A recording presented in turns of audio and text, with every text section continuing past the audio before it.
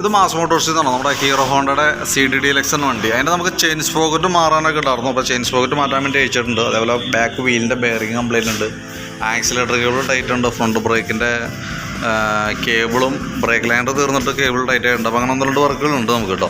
അപ്പോൾ ഞാനത് back break അതേപോലെ ചെയിൻ്റെ ഭാഗമൊക്കെ നമ്മൾ ചെക്ക് ചെയ്യാൻ വേണ്ടി കഴിച്ചാൽ ബ്രേക്ക് ലൈനർ നമ്മൾ ക്യാമൊക്കെ അഡ്ജസ്റ്റ് ചെയ്ത് മാക്സിമമാണ് ഉപയോഗിച്ചുകൊണ്ടിരിക്കുന്നത് കേട്ടോ. ബ്രേക്ക് ലൈനർ ഫുള്ള് തീർന്നതാണ്. അപ്പോൾ ലൈനർ നമുക്ക് മാറ്റിയാലാണ് അത് ക്ലിയർ ചെയ്യാൻ പറ്റുള്ളൂ. പിന്നെ അതേപോലെ തന്നെ ചെയിൻ സ്പോക്കറ്റ് നമുക്ക് സെറ്റായിട്ട് മാറണം. കിറ്റേപ്പാടിയാൽ വരുമ്പോൾ 2 സ്പോക്കറ്റും ചെയിനും കൂടിയാണ് വരാം.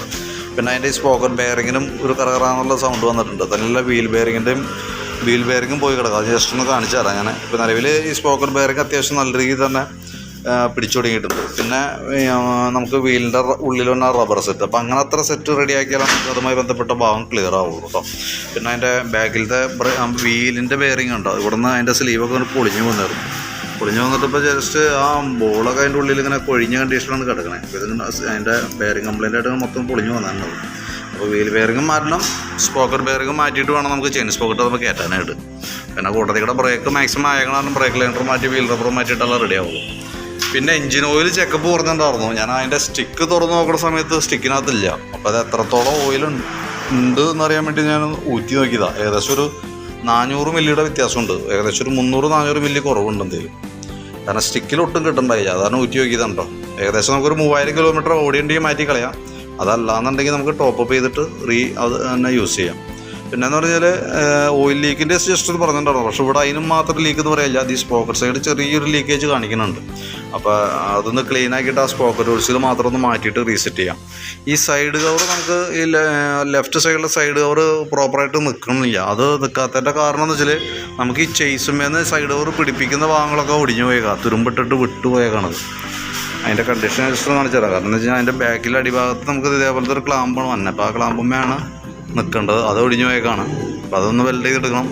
പിന്നെ ഈ സൈഡിൽ കയറ്റിയിട്ട് വേണം കൊളുത്താനായിട്ട്. അത് ഈ ലൊഗ് വന്നിട്ട് അതിൻ്റെ ഉള്ളിലേക്ക് കയറ്റി ഇടണേ. അപ്പോൾ അതും വിട്ടുപോയേക്കാണ്. ഈ 2 ഐറ്റംസ് റെഡി ആക്കിയാലാണ് നമുക്കത് സൈഡ് കവർ അതിന് പ്രോപ്പറായിട്ട് നിർത്താൻ പറ്റുള്ളൂ.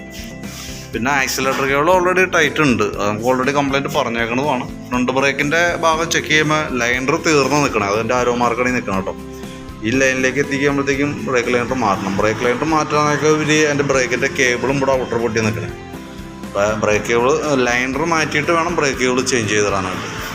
ഇപ്പം നിലവിൽ നമുക്ക് അത്രയും വർക്കുകളാണ് ഉള്ളത്. ഒന്ന് ഫ്രണ്ടിലത്തെ ബ്രേക്ക് ലൈനർ മാറണം, ബ്രേക്കിൻ്റെ കേബിൾ മാറണം. ആക്സിലേറ്റർ ടൈറ്റ് കാണിക്കണതിൻ്റെ ആക്സിലേറ്റർ കേബിൾ ചേഞ്ച് ചെയ്ത് തരാൻ അത് റെഡി ആവുള്ളൂ. സൈഡ് കവറിന് ഇപ്പോൾ ഈ 1-2 സംഭവങ്ങൾ ക്ലാമ്പ് വെൽഡ് ചെയ്ത് പിടിപ്പിച്ചിട്ട് വേണം നമുക്ക് സൈഡ് കവർ ഫിക്സ് ചെയ്യാനായിട്ട്. കാരണം അല്ലെങ്കിൽ നിൽക്കില്ല. കാരണം ഞാൻ ഈ ഒരു ലെഗിൻ്റെ കുളത്തിൻ്റെ പുറത്താണ് നിൽക്കുന്നത്. അപ്പോൾ അത് റെഡിയാക്കാം നമുക്ക്, കുഴപ്പമില്ല. വെൽഡിങ് വർക്ക്ഷോപ്പിൽ കൊടുക്കണത് അത് പാച്ച് വർക്ക് തന്നെ, പാച്ച് വർക്കറെ കൊണ്ട് ചെയ്യിച്ചാൽ അത് റെഡി ആവുള്ളൂ. കറക്റ്റ് അളവും പ്രകാരം നോക്കിയിട്ട് അതിൻ്റെ ലെഗ് പിടിപ്പിച്ച് വയ്ക്കാന്നുള്ളത്. പിന്നെ അതിൻ്റെ എഞ്ചിൻ ഓയിൽ മാറണമുണ്ട്. എഞ്ചിൻ ഓയിലിൻ്റെ കേസ് നോക്കിയിട്ട് പറയും. കാരണം 3000 കിലോമീറ്റർ ആയിട്ടുണ്ടെങ്കിൽ നമുക്കത് മാറ്റാം. അതല്ലാന്നുണ്ടെങ്കിൽ നമുക്ക് ടോപ്പപ്പ് ചെയ്യാം. അതിൻ്റെ കളറൊക്കെ ചേഞ്ച് ആയിട്ടുണ്ട്, മാറ്റുകയാണെങ്കിൽ അതായിരിക്കും കുറച്ചുകൂടി ബെറ്റർ. പിന്നെ ചെയിൻ സ്പോക്കറ്റ് കേസ് പറഞ്ഞാൽ സ്പോക്കറ്റും ബെയറിങ്ങും, വീലിൻ്റെ ബെയറിങ്ങും സ്പോക്കറ്റ് ബെയറിങ്ങും, പിന്നെ ഈ വീലിൻ്റെ റബ്ബർ കട്ട, ഇത് നമ്മൾ ഈ ചെയിൻ സ്പോക്കറ്റൊക്കെ മാറുമ്പോൾ കൂട്ടത്തിൽ മാറണം. കാരണം വെച്ചാൽ ഇവിടെ ഇത്രയും പ്ലേ വരുമ്പോഴത്തേക്ക് നമ്മൾ ആക്സിലേറ്റർ കൊടുക്കുമ്പോൾ ഒരു ചെറിയ ജർക്കിങ് പോലെ കാണിക്കുക. അതായത് ജർക്കിങ് നല്ല ആക്സിലേറ്റർ കൊടുത്തിട്ട് എടുക്കുമ്പോൾ ഒരു ചെറിയ പ്ലേ ഗ്യാപ്പ് വരുന്നുണ്ടോ, ഇത്രയും ഗ്യാപ്പ് ഉണ്ട്. മൈനോട്ടായിട്ട് കുറച്ചുണ്ടാവും, പക്ഷേ ഇത് ചില ഇതിൽ ഇച്ചിരി കൂടുതൽ വന്നുണ്ട്. അപ്പോൾ അതുകൊണ്ട് തന്നെ അത് മാറ്റിയിടുന്നതാണ് സേഫ്. ഇവിടെ നിന്നൊക്കെ പൊട്ടിയും തുടങ്ങിയിട്ടുണ്ട് കേട്ടോ.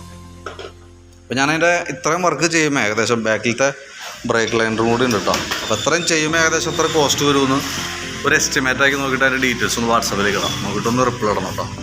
അതനുസരിച്ച് വേണം നമുക്ക് ക്ലോസ് ചെയ്യാനായിട്ട്. ഓയിലിൻ്റെ കേസ് നോക്കാം, കിലോമീറ്റർ ആയിട്ടുണ്ടെങ്കിൽ മാറ്റിയാൽ മതി. കളറ് ഈ പറഞ്ഞ രീതിയിൽ കൂടെ നമുക്ക് വണ്ടി പഴക്കം വന്നതിനനുസരിച്ച് നമ്മൾ പുത്തൻ ഓയിൽ ഒഴിച്ചാൽ ഒരാഴ്ച കഴിഞ്ഞ് ഊറ്റി കഴിഞ്ഞാൽ കളറിൽ വേരിയേഷൻ ഉണ്ട്. അത് എഞ്ചിൻ്റെ ഉള്ളിൽ അഴുക്കുള്ളതുകൊണ്ടാണ് അങ്ങനെ തന്നെ.